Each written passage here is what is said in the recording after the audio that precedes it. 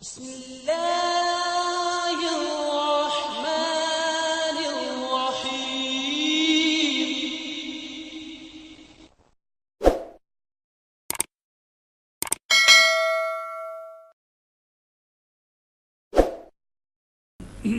ناظرین کرام، جس دور کا اس وقت ہم بات کرنے جا رہے ہیں یہ مذہبی جنگوں کا دور تھا۔ ایک طرف عیسائی مذہب تھا جو اسلام پر مختلف اعتراضات اور الزامات لگانے میں مصروف تھا۔ پادریوں نے اسلام کے خلاف ایک خاص مہم جاری کی ہوئی تھی اور وہ اس یقین کے ساتھ میدان میں نکل پڑے تھے کہ دنیا کا آئندہ مذہب عیسائیت ہوگا، اور وہ بے تحاشا اسلام، بانی اسلام اور قرآن مجید پر اعتراضات اور الزامات لگاتے تھے۔ دوسری طرف ہندوستان کی جو قدیم ترین مذہب ہے سناتن دھرم، اس کے پنڈتوں نے بھی اسلام پر اعتراض کرنے میں کوئی کسر نہیں چھوڑا تھا۔ انہوں نے بھی اسلام اور بانی اسلام کے خلاف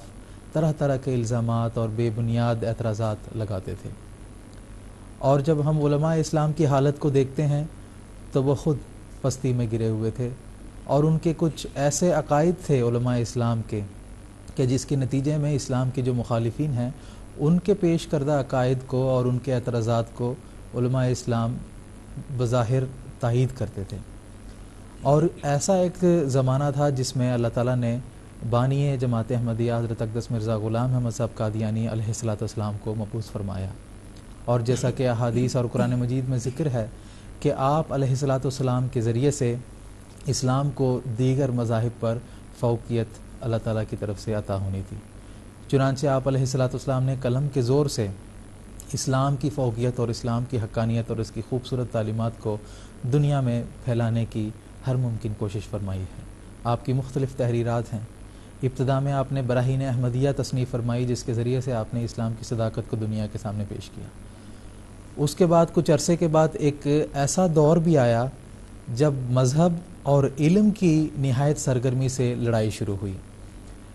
مغربی تہذیب سے جو علوم جو ہندوستان میں آیا، اس کے نتیجے میں بعضوں کو اسلام کی بعض بنیادی چیزوں کے اوپر اعتراض اور شکوک اور شبہات پیدا ہونے لگے۔ مثال کے طور پر فرشتوں کا وجود ہے،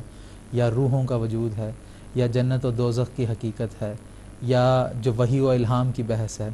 یہ مختلف ایسی روحانی باتیں تھیں جن کو علوم کے پیمانے پر رکھ کر پرکھنے کی کوشش کرتے تھے، اور ہر طرف سے مسلمان علماء کو اس میں ناکامی حاصل ہوتی تھی۔ ایسے زمانے میں حضرت اقدس مسیح موعود علیہ السلام نے کتاب آئینہ کمالات اسلام تصنیف فرمائی، جس کے ذریعے سے آپ علیہ السلام نے دلائل سے، براہین سے اور اسلامی تعلیمات اور اسلام کو جو مغز ہے قرآن مجید کی تعلیمات، اس سے اس بات کو ثابت کر کے دکھایا کہ یہ جو روحانی باتیں ہیں یہ سب برحق ہیں، بلکہ موجودہ جو سائنس کے ایجادات ہیں وہ بھی ان روحانی چیزوں کی تائید کے لیے اللہ تعالیٰ نے یہ مختلف علوم پیدا کیے ہیں۔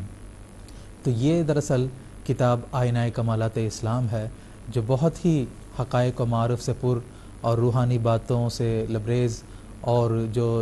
جدید سائنسی تحقیقات ہیں اس کو بھی حضرت مسیح موعود علیہ السلام نے اس کتاب میں بڑی عمدگی کے ساتھ پیش کیا ہے، اور یہ ثابت کر کے دکھایا ہے کہ اسلام جن روحانی باتوں کو دنیا کے سامنے پیش کرتی ہے وہ یقیناً انسان کی اخلاقی اور روحانی حالت کو ترقی دینے والی ہے۔ تو ناظرین، یہ جو دلچسپ اور ایک عظیم الشان کتاب ہے آئینہ کمالات اسلام، اس کے حوالے سے ہم آج کے ایپیسوڈ میں بھی بات کریں گے، اور اپنے اس سیریز کے آئندہ کے 3 ایپیسوڈز میں بھی بات کریں گے، اور مختلف باتوں کا جو حضرت اقدس مسیح موعود علیہ السلام نے بڑی عمدگی کے ساتھ تحقیق پیش فرمائی ہے اور جو حقائق و معارف دنیا کے سامنے پیش فرمائے ہیں، اس کی تفاصیل ہم کوشش کریں گے کہ وقت کی رعایت کو مد نظر رکھتے ہوئے، وقت کے اندر رہتے ہوئے ہمارے اس ایپیسوڈ کے ذریعے سے آپ کی خدمت میں پیش کریں۔